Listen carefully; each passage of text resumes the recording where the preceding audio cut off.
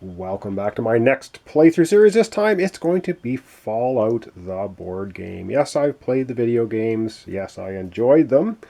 And the board game looks like it's going to be pretty fun too, although it might take quite a while. I'm not going to go heavily into rules. I'm just going to tell you this is the map setup for the game we're going to be playing. It comes with 4 in the box, and we're going to be doing the Commonwealth. And it says set up stage 14. We're going to read that card. It sets the stage for what we're doing, and we're going to place a shield token on Diamond City. There's basically 2 factions in the game. There's going to be the Railroad, which is represented by stars on the map, and the Institute represented by shields. And we'll take a look at these guys here in a second as well. And so I'm going to be playing the Vault Dweller. And you start up here at the Crossroads camp, and you can place your character anywhere you want. And these miniatures are extremely nice. If you're into painting, which I'm not, I've already seen some painted versions online which look fantastic. I won't be painting mine. All the other monsters and enemies on the board are represented by tokens anyway, so there you have it. And all the models for the game, the 5 of them that come with them, are quite different. You're going to be able to tell the difference on the board if you're playing a 5-player game anyway. Okay, so that's... Oh, and I guess I should have shown you. This is the setup for the game. Basically, you have a Crossroads camp here. You have green tiles here, which are a little less dangerous. Diamond City, the CIT ruins, and downtown Boston here. And then the red tiles are the most dangerous ones. So you can see the board set up that way. We'll take a look at the cards in a minute too. So first we're going to look at, I guess we're going to look at the Railroad, we're going to look at the Institute, and then we're going to take a look at our character. Then we're going to do the Welcome to the Commonwealth card, which sets the stage for the game. We'll take a quick look at the cards that come in the game, and we're going to look at the shop that has 4 cards out. Sort of lots going on, but I'll try to explain it all as I play the game. So first up, we'll take a look at the Commonwealth, the Commonwealth, the Railroad and the Institute. Okay, so I think this is probably focusing well enough to read it. I'm not going to bring it up to the camera. We'll just look at it from here. So the Railroad is going to be represented by stars on the board. It says an underground group that believes that the Institute's synths are fully sapient beings. They are fighting to free the synths from Institute control. And at the bottom is the Institute, a mysterious scientific organization that has created robots known as synths that can be nearly indistinguishable from humans. And the star tokens are represented by this on the board, which means X is a number here. There's an X value and a Y value in the 2 first boxes, an X and Y in the next 2, and the next 2. And the Institute is represented by shields, and it's represented by all shields are this token on the board. And it's a level 2. This is a level X. X goes 1, 2, and 3. Anyway, without getting into all the details of all of the icons and things, let's not worry about it for now. Let's just remember that there's the Railroad, and the Institute on the board. And of course, the objective of this game, as a solo game, is we need to get 11 influence to win. If the Railroad or the Institute go to the bottom here, to this red space, we lose, and we're going to represent them by a little token each at the starting area here.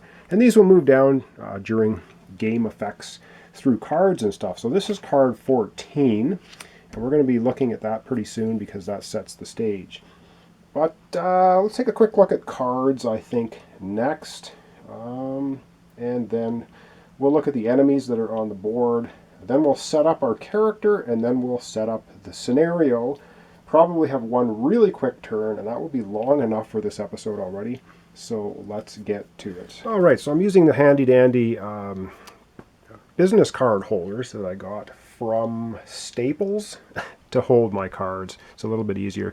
So these are the shop cards with the Nuka-Cola caps represented on the top. These are the 4 cards from left to right that show up in the shop when we go shopping. And these are agenda cards, and these are the key for us to win the game because we need to get agenda points. Each agenda card is worth 1 influence, and we need 11. And there's special text on them. We're going to look at our character. We start with 1 randomly chosen influence card. And so what do we have in the shop right now? we have the plasma gun. It's an item weapon. It costs 8 caps, which is very expensive. The I, A, and L represent the special features. They're basically re-rolls. This is a ranged weapon because it has a little gun icon, but it says ignore the loot icon on enemies. So when you waste an enemy with the plasma gun and it has a loot icon on it, guess what? You don't get the loot. I guess you melt it. Then we have the Gek. It's an item aid costing 12 caps. So during your turn you may trash this card to draw 1 agenda card. So a quick way to get some cheap points quickly, but it costs a fortune. And then we have Kate, Companion Wastelander. You need to be vilified in order to recruit her. During a test that uses perception, agility, or luck, exhaust to add 1 hit. And so you'll exhaust her. It says if you have a drug item, keep this companion when you unexhaust. You unexhaust your cards when you do a camp action for resting. And then we have a stim pack here costing 5 caps, item aid. During your turn, you may discard this card to recover all of your hit points. It will become important after you get beat down in the wasteland fighting enemies. And I should say you are allowed to equip 1 armor, 1 weapon, 1 companion at a time, and you're allowed to have 3 other cards in your backpack / inventory. All right, let's look at the next set of cards, and then we're going to look at our starting character, the Vault Dweller. All right, so our next set of cards, we've got some big cards here. These are, these are Ruin encounter cards. And these are settlement encounter cards. That's what they are. And there's only 8 of each. Typical Fantasy Flight games. I'm sure with the 73 expansions that are planned, these card stacks will probably be about 1,000 cards each by the time you've shelled out about $1,000 for all the expansions. So there you have it. These are unique assets which you gain through specific card interactions. These are the perk cards, and I won't explain too much about them at the moment, but you do get them during level ups. We'll see that happen when it happens. And these are the loot cards all shuffled. So when you take out an enemy that has the loot icon, and when you defeat it or kill it, you grab however many loot it says on the card. And certain quests and things will also have you drawing a number of loot cards. So those are the cards in the game. I will say there's also a stack of 159 cards, basically quest cards. So that's the meat and potatoes of the game. There's this humongous stack of quests that you're going to be going on. So we're not going to get into it until we start looking at them. And of course, card 14 is the beginning of our playthrough for Commonwealth. It's a quest card, and we're going to have a look at it here in a moment. Quickly then, we're going to go to the map. We're going to look at the 2 enemies, well, I guess 3 enemies that have showed up in a little more detail. Then we're going to do our character. Then we're going to do the setup card and have a turn. So, sorry if I'm glazing over things 100 miles an hour. Relatively complex game. I hope I'm not going to mess everything up, which I probably will. But I'll be leaving notes. Again, check the comments. All right, let's take a look at the enemies on the board right now, and then we're going to set up the rest of our character. All right, so here we have our board, and we do have 2 enemies. So at the start of the game, there's a little robot icon here. You probably can't see it very well, and there's a mutant icon here. So those are the 2 sort of enemies tokens we have on the board, and you can see over here on the right there are stacks of enemies. They're all shuffled. When we need to add a new enemy, we take the top one and flip it over and see what it is. So let's take a look at the robot that has shown up. And the robot enemy that has shown up is a Mr. Gutsy. Yep. And he's a robot by the little robot icon. He's got ranged attack, and he's a 2nd level, and it takes 2 hits to kill him, and you'll get 2 experience when you kill him. So this number has a lot of meanings. But in order to take him out, you have to hit him in the arms twice. Well, what does that mean, you say? Well, there are 3 dice in the game, and I don't think you need any more dice. And these dice have like filled in head, they have arms, they have legs, and these are the different hits. And the little stars on the dice have to do with certain quests. You need a certain amount of successes, we'll call them, the stars, and they're also the hits you take when you are fighting an enemy, which is bad news. So that was the robot. This, of course, is the shield, which will be represented by the Institute synth. and he's second level. We had a quick look at him on his card. But we also have a mutant here, and the mutant we have here is pretty nasty, if this will focus. So mutant by the mutant symbol, Super Mutant Skirmisher, looking pretty brutal. Third level, means you have to hit him 3 times, take him out, and you need head and arms. He has loot though if you take him out, but he's also ranged, and that's bad news. So how ranged sort of works in a nutshell is if you're adjacent to him when he activates, and he activates on the back of the agenda cards, you will see symbols telling you whether bugs or robots or mutants activate.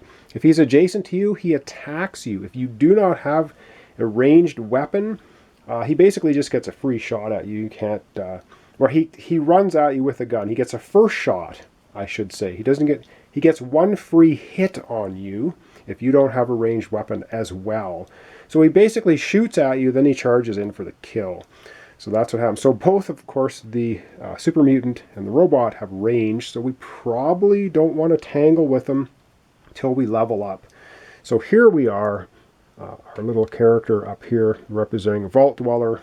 That's where we start for this scenario. Man. All right, we're going to zoom down in on our character board here now, and we're going to finish the character setup.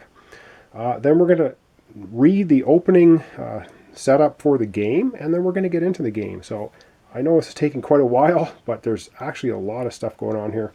So let's go and finish setting up our character. Okay, so here we have a character board, and it's got the special SPECIL on it.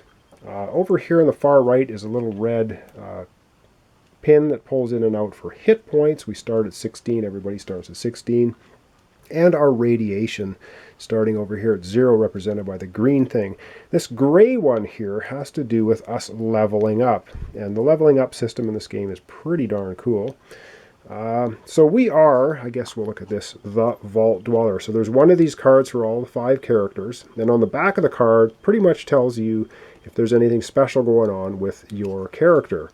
So the Vault Dweller starts out with the Vault Suit. It's an item apparel. The reason it has a dollar value here is you can sell it for 1 less than this value. The nice thing about this Vault Suit is it gives us a shield when we get hit. So I guess it's an armored Vault Suit. During a test that uses E-Endurance, generate 1 reroll. And rerolls are very important in this game. You may equip 1 additional apparel item, add their armor values together. So we can wear the Vault Suit and another item. Normally you can only wear 1 item, and that's for the slot here for your armor. So we're able to wear 2 if we can find another one through looting or whatever. And then there are these little tokens, and this is the Vault Dweller icon here. And on the back of this we have an L. So we start the game with luck as one of our traits. So basically these trait things have to do with re-rolling dice. It all makes sense when we play the game.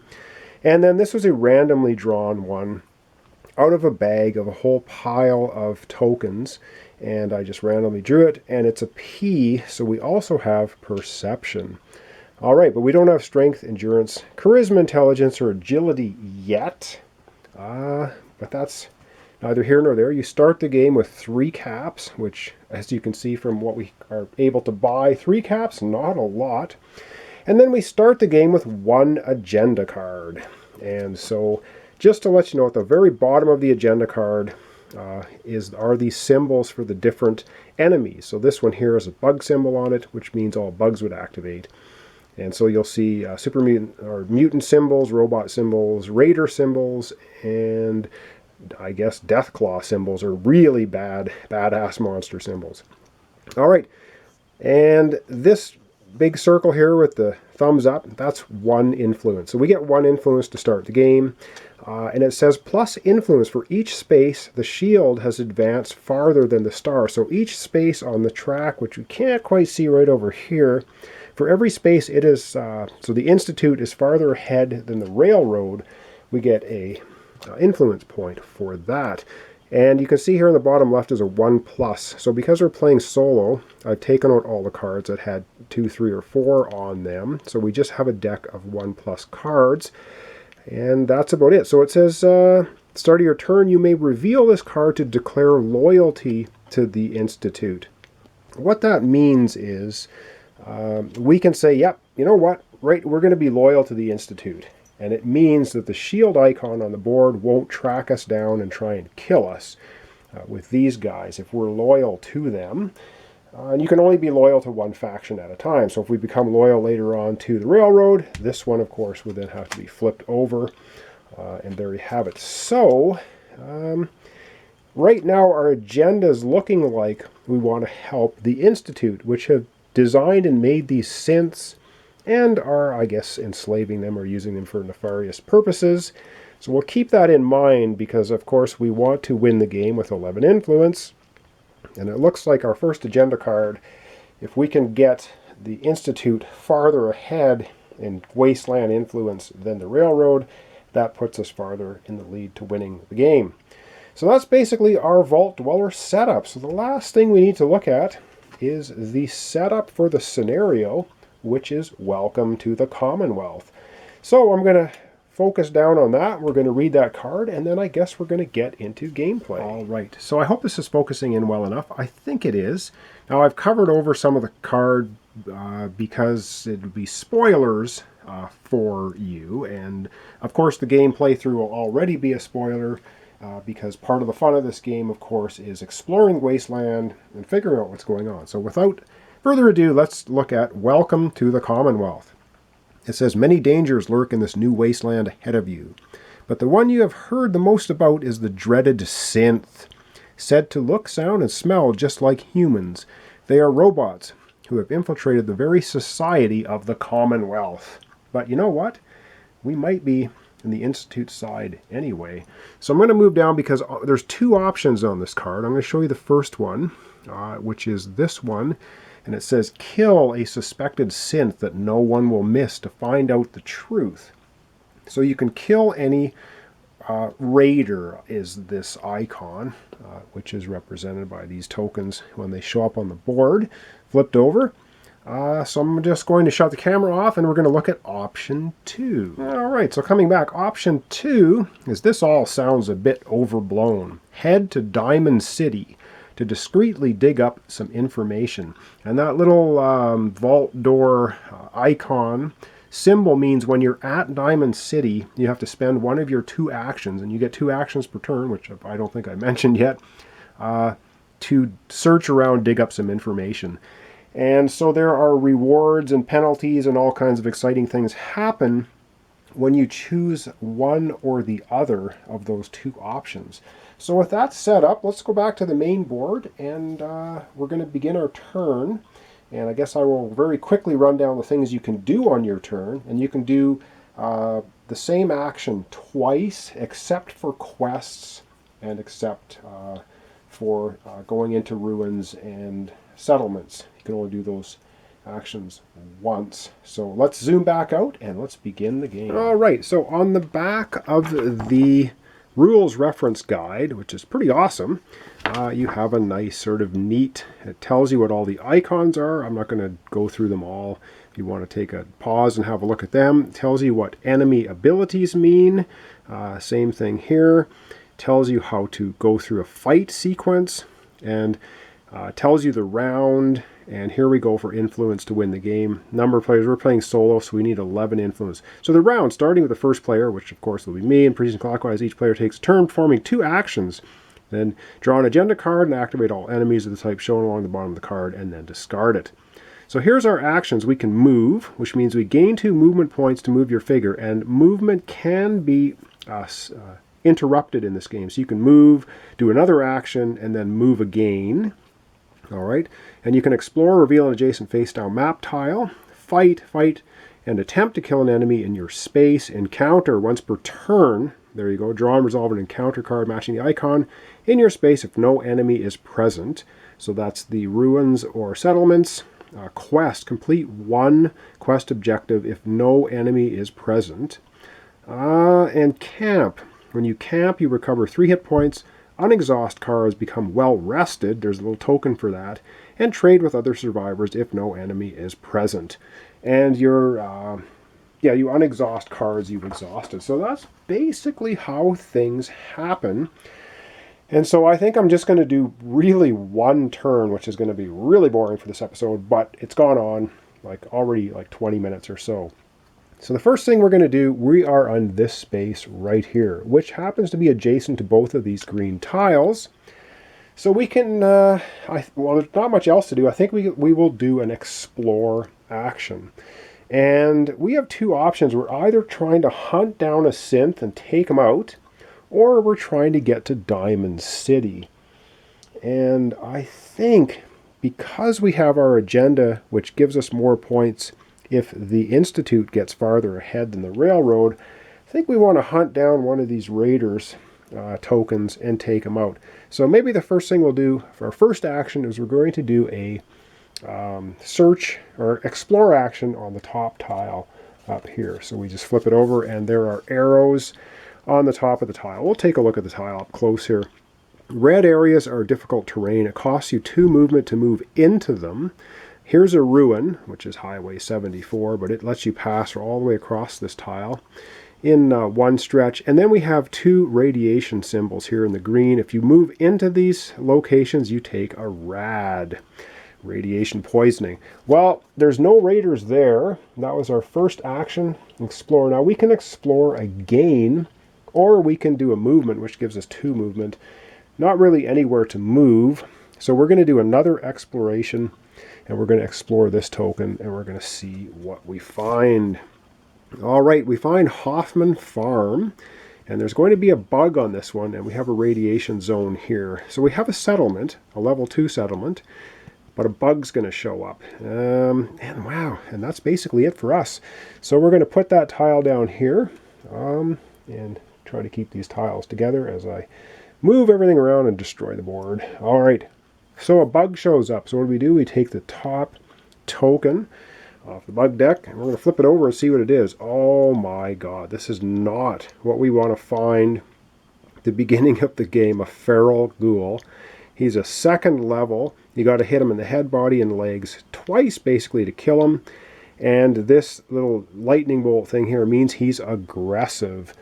So he's going to show up on that bug symbol. He's not adjacent to us though. But what aggressive means, if you move into the same space as this character, you immediately fight him, which does not take a fight action.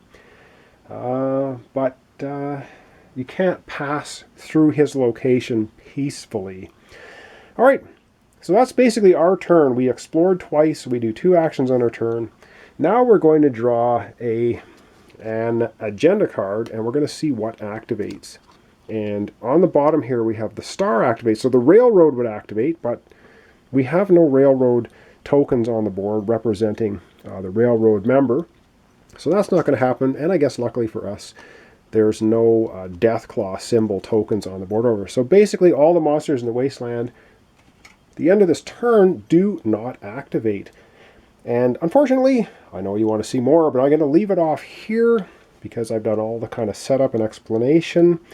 And yeah, we're in a bit of a messy situation here. We've got a feral ghoul to the south, and we've got radiation here, radiation here. We may take Highway 74 in the next episode and start exploring somewhere else. So thanks so much for watching along. This is Fallout the board game from Fantasy Flight Games. I'm doing a solo playthrough of the Commonwealth, and we're playing with the Vault Dweller. So I'm not sure how we're going to do. Probably do horribly. So thanks so much for watching along. Thanks for your comments, your subscriptions, your likes. Really do appreciate it. Join me next time for the continuation of Fallout.